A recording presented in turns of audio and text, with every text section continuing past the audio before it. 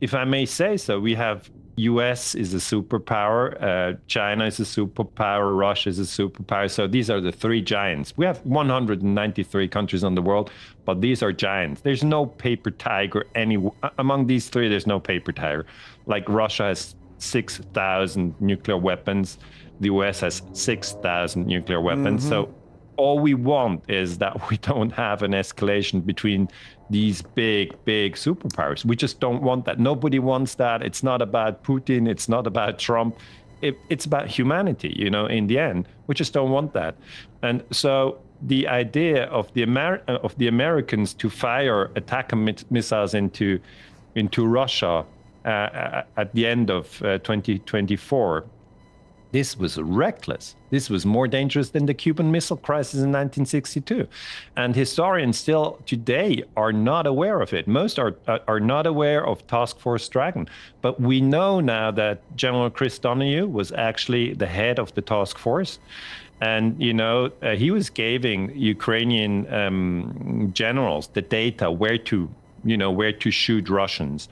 And in the beginnings, they were just shooting Russians who had invaded Ukraine. So he was just giving them the GPS data.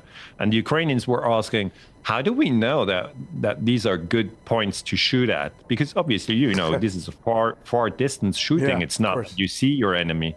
And then General Donahue, U.S. general in Germany, stationed in Germany, he said, trust us and you'll be happy. And that at one point, something terrible happened. Donahue said, oh, I'm a U.S. general based here in Germany. Why don't we shoot Russians in Russia? Because they're coming across the border next day anyway. It's better to kill them back home.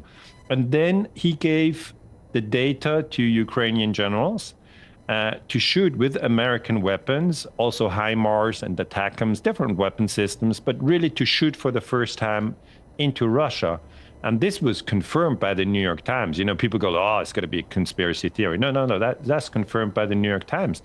And the New York Times then just reported Joe Biden, said that it's okay. But at that time, if I may point out, Joe Biden was not able to decide anything.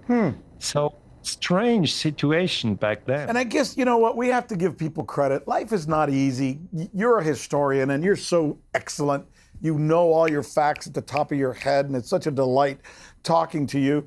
I get paid to know this because I'm a journalist. I'm an American journalist. I guess I'm paid to try and study the facts. So, okay, that's you, that's me. The average guy out there, living in Germany, living in Switzerland, living wherever he's living in Manhattan, he's got two jobs. He can barely get by.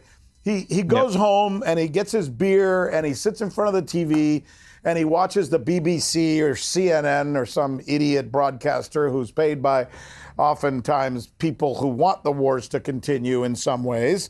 And he sits in front of the TV for a half hour, and that's where he gets his news. So, though I know it's hard to escape in the sense of escape these NATO narratives, but I do think like you mentioned Douglas McGregor, and many people don't switch on their BBC or CNN or Fox News anymore. Yeah.